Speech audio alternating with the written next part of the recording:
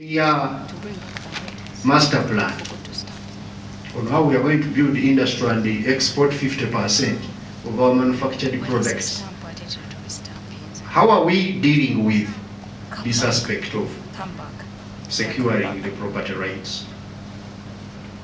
Without it, I haven't seen any country which has succeeded in industrializing. How are we faring as far as skilling of labor is concerned? Capital, private sector development, you called it financial development. We need to get more practical now terms on what exactly we are going to be doing on that area. Oh, there were those other aspects, because now the overall industrialization process has typically followed this sequence. First, technology. The technology aspect. We are not going to do industry without being clear on the type of technology that we are going to use. That's why these people here of the Ministry of Technology, I don't know what their mandate is, but their name is very clear. Getting us appropriate technology. We are now just, swimming on the tide. Whoever comes in, we go.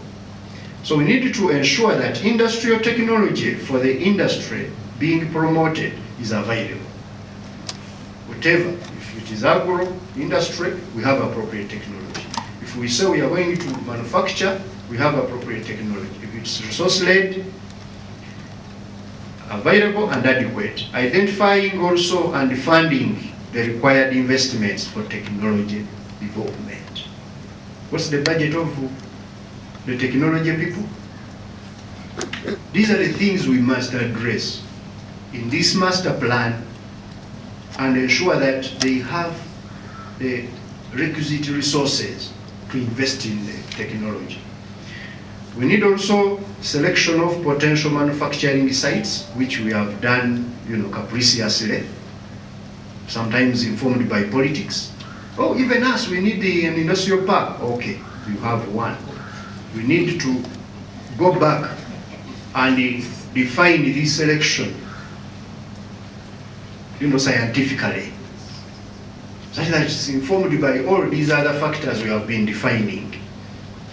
Then, substantial upgrading of existing facilities and manufacturing technologies. Those which existing, let us upgrade them substantially. And also considering manufacturing risk, availability of process, sources, and materials. There are also aspects to do with cost and funding. Who are the major investors for manufacturing and which programs are they funding? Have different solutions to make the process more affordable being analyzed. The aspect of funding and the cost, we need to go into it deeply. It's the second aspect we must address after addressing the technology aspect. Because the industry is capital heavy and we are not going to rely on commercial banks. And fundraising. Materials and supply chain base. The raw materials we're going to use, the materials we was talking about, we need to be clear on them. Are the materials needed available? Have potential supplier been identified for these materials? The process capability and control, we need also to look at it. We need to have the critical processes and pathways identified and have potential production scale up issues also identified, how we are going to scale up these capabilities. Quality management is another aspect we always overlook. Look at the data, the quality of data. Like now we are writing the master plan.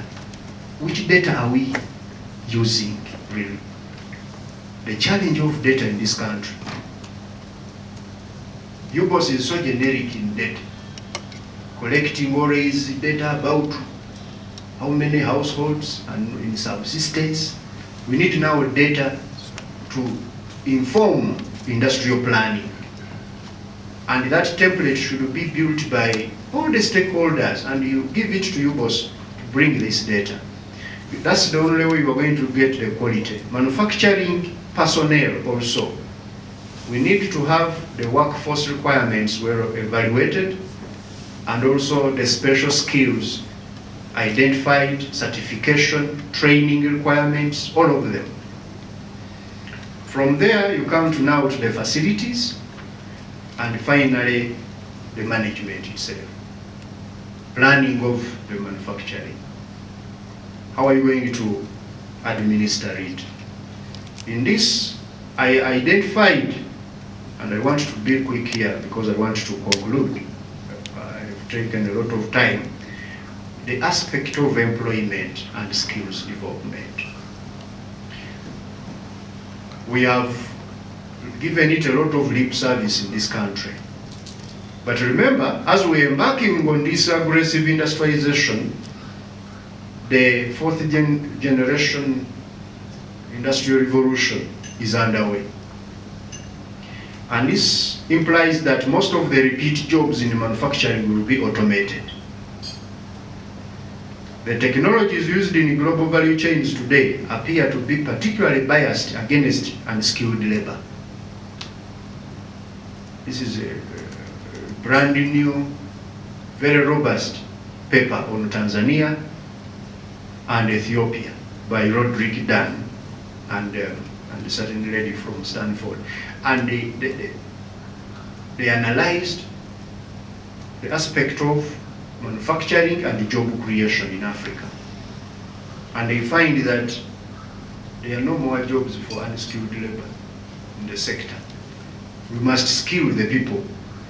Most of the work in a factory requires specific skills which cannot be provided by our general purpose education. And historical evidence shows manufacturing firms and workers have different incentives to invest in skills. For the manufacturers, they tend to underinvest in generic or transferable skills. Things like numeracy, IT, and so on. They don't invest in those. Likewise, workers tend to underinvest in specific skills and apprenticeship, because these skills increase productivity of a worker in his current job. And he thinks that, what if now I move? So that means the firms have to choose to invest in the specific skills as workers invest in the generic skills. That's why we are always sponsoring ourselves to go for an MBA, for a master's in something, but not in the specific skills. And yet, research also finds that manufacturing firms may underinvest in specific skills if the threat of losing trained workers to competitors exists. This therefore means that these market failures may lead manufacturing firms and individuals to both of them underinvest in skills development. It goes therefore without saying that skills provision has traditionally been a domain of public sector. And it is something we shouldn't relent on, put money in that area. The challenge with the avenues which the public sector provides skills, TVET, and the active labor market policies is the thing of supply side policies. These are supply side policies. You are pumping skills. What are those skills informed by the market? That's why you find most of our specifically trained people cannot find a job.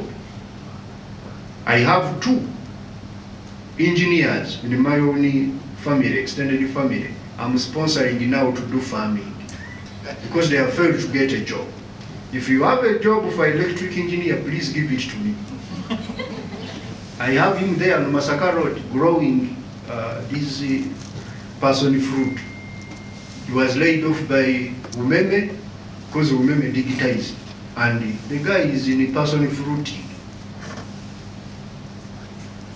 So This is the challenge. You are pumping the skills, but are those skills informed by the market? There is a kind of a solution to this, that skills development is essentially in improving, it is here, to create what we call a virtuous cycle, as opposed to a vicious cycle, where we have low demand for skilled labor, which results in low supply of skilled labor. The skills development policies should serve three objectives: match demand and supply of skills. Let the supply be informed by the demanders. Maintain employability of workers and sustainability of enterprises to employ them. And sustain a dynamic development process for both. It is wrong for skilling Uganda or whatever other programs to sit there and develop curriculum of skilling people. It should be actually the workshops, the factories that should develop these curriculum, because they are the ones who demand these workers.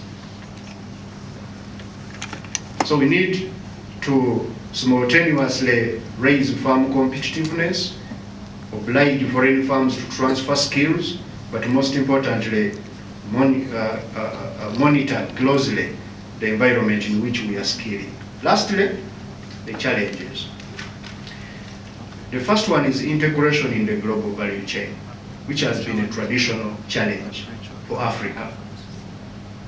Only about 3.5% of Uganda's, Africa's manufacturing sector is integrated in the global value chain. 3.5%.